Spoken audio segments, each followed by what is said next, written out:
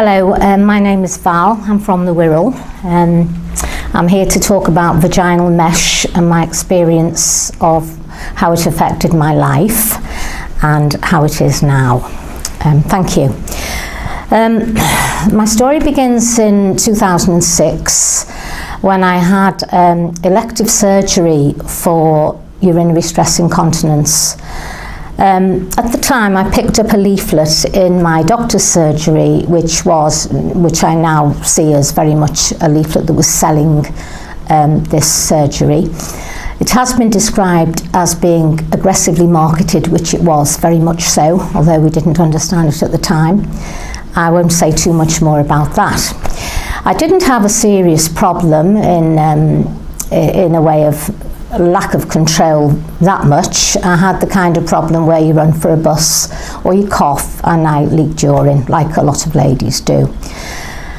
At my local hospital I saw a consultant gentleman who obviously I mentioned it to the GP and in due course met the surgeon at the time, who did not, in fact, go into the details of the surgery. There was not informed consent, given what happened to me later. And as we know, the surgery transvaginal tape was sold as a gold standard surgery.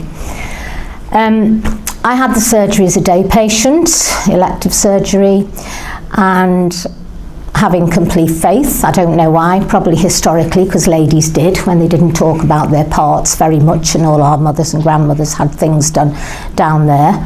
Just had faith in the system and the doctor. I had hoped for very good things from this surgery because of the publicity, and within a very short time I had the humiliating, embarrassing and degrading experience of attempting sexual intercourse with a male who advised me that I had, not in these words, but abrasive material in the vagina. I lose my breath at this point because I went into shock and panic. I could not believe that this could happen. And of course, being a woman of the 80s, I wasn't shy of my own body, and on self-examination I found this to be true.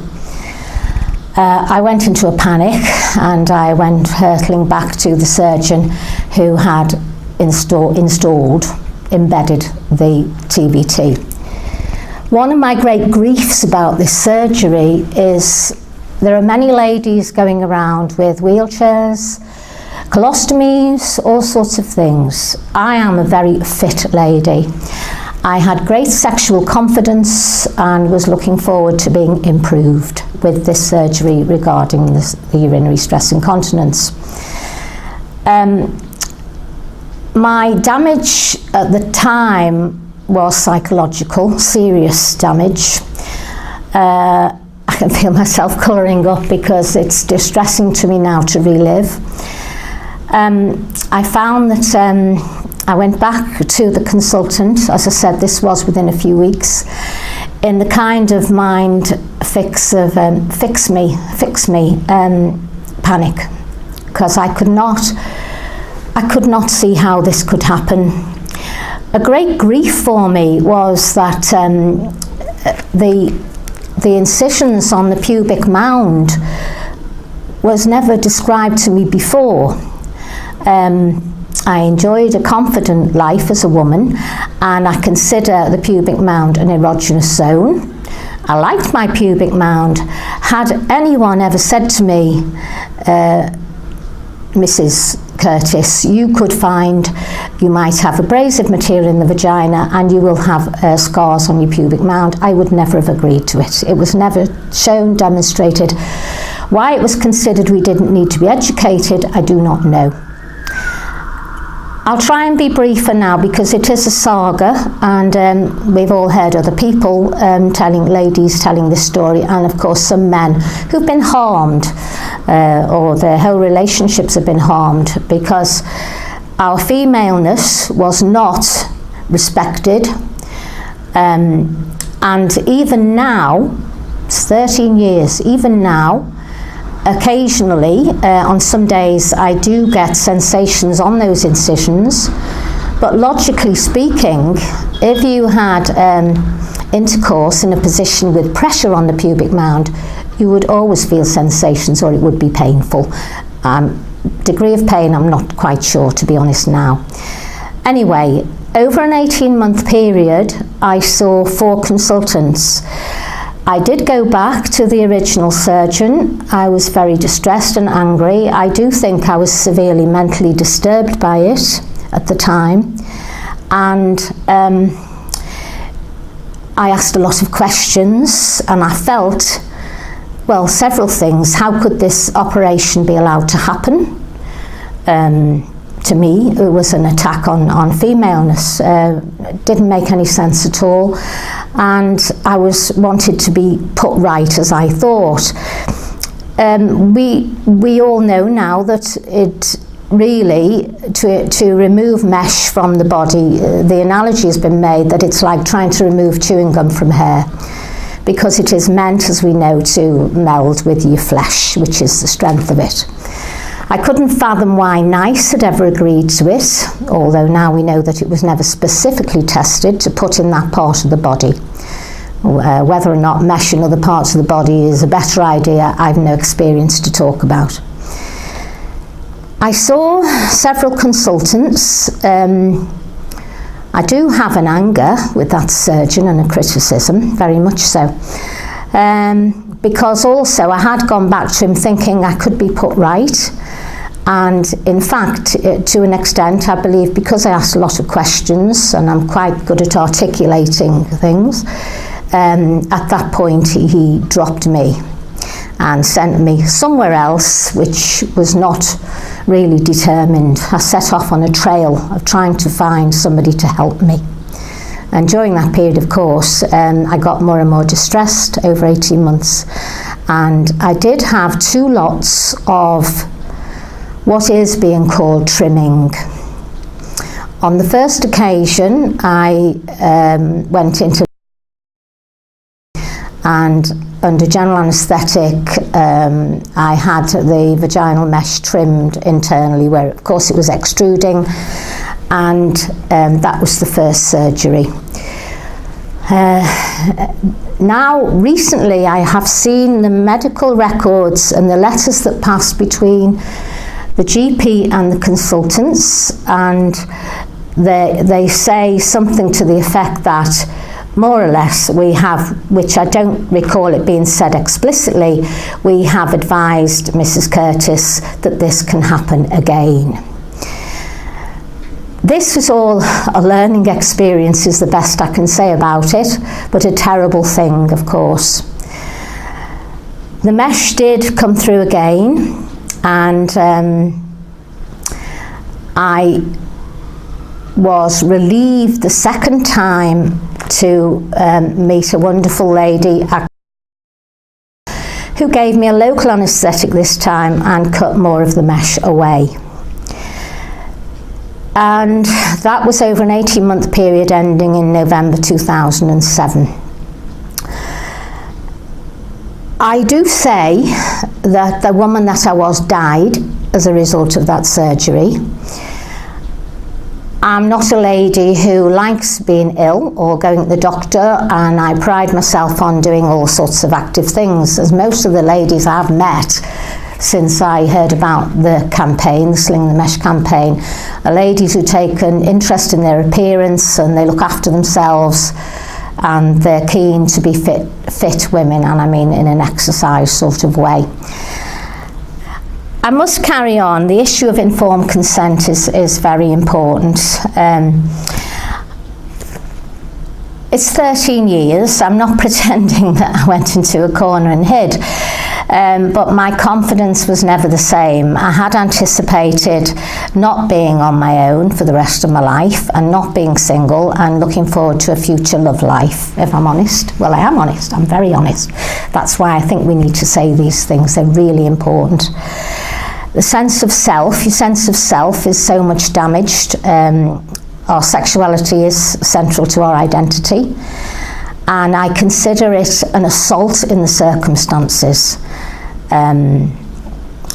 in this country we make a lot of, so we should, about female genital mutilation, but to me this was a legalised form of attacking genitals. That's the best I can say about it, with disastrous consequences for women and their partners if they have one.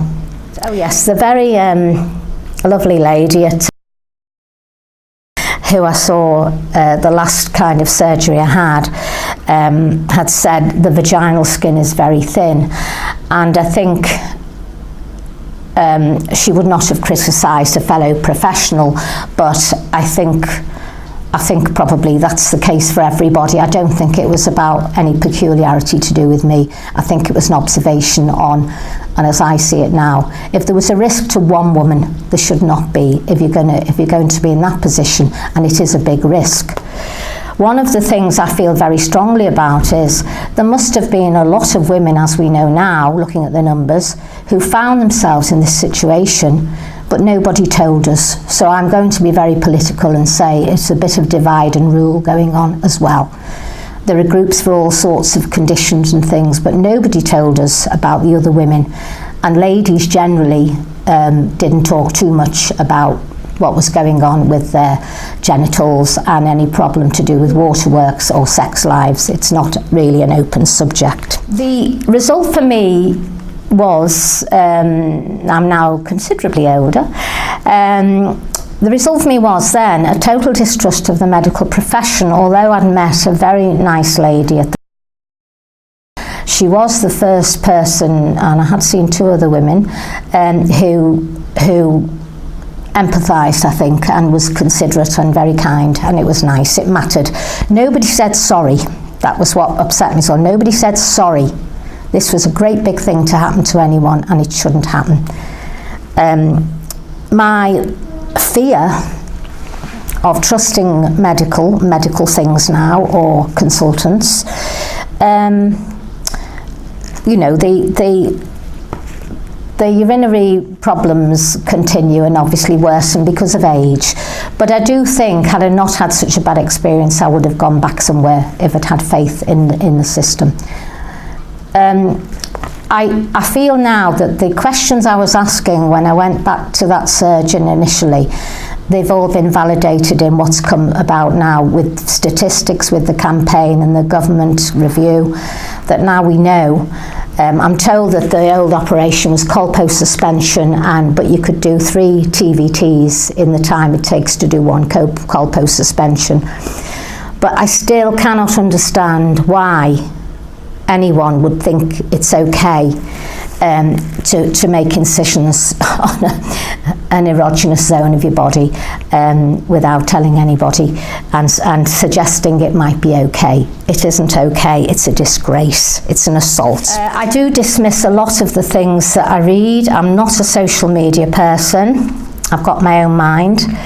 But it is a concern, of course, and we have been neglected because we should be monitored. And government has acknowledged the need for, well, I think it's 16 mesh complication centres and the all-party parliamentary committee. So we're not making things up, and it's a very serious subject. Never looked for money, but the fact, of course, it's an issue now that we can't be compensated for loss of identity and attacks on our femaleness or the damage that's here, because I think the damage up here is here forever because it's a traumatic event. And as I said, I do say that confidently, sexually confident woman died. I'm not that girl, and it's not just because I'm an older lady. That woman went sadly, tragically, and must be the same for lots of women as well. I am now seeing the consultant at a very nice lady we can respect. At this moment I'm still seeing that the mesh is where it will do no harm, I hope, because I'm really out to prove it can stay where it is. Now that I've learned about the horror of ladies who are trying to have the mesh removed and reconstructive vaginas and all the rest of it, I'm more afraid of the consequences of surgery. The monitoring bodies did abdicate responsibility for protecting we women because of money. Somebody got money somewhere, was it Johnson & Johnson or someone? And with my hairdresser yesterday, I find, mind you, it's interesting, she said, I mentioned today I was coming here, and she said she had mesh fitted 18 months ago, and the consultant at the time told her, I think, well, can you say that? Everything there is to know, did he? He mentioned the campaign. I think vaginal mesh should be banned. We're in that location in the body, wherever it is, because at the centre, I believe female sexual organs are at the centre of being female, and they tell us who we are, they dictate our life prospects, our capacity for sharing our lives. Generally, I don't think I'm overrating that, and I would love to have the consultant in a chair here so I could put my questions to him. That's how I feel about it. And I thank you for giving me this space. I've carried this anger for 13 years. I'm very good at self-help, but there is a case to be answered, and I have a very lonely life. I indulge my own need for interaction with people. I don't have a life of intimacy with anybody, and I feel the damage, and that is a very high cost to pay for somebody to make money or to experiment.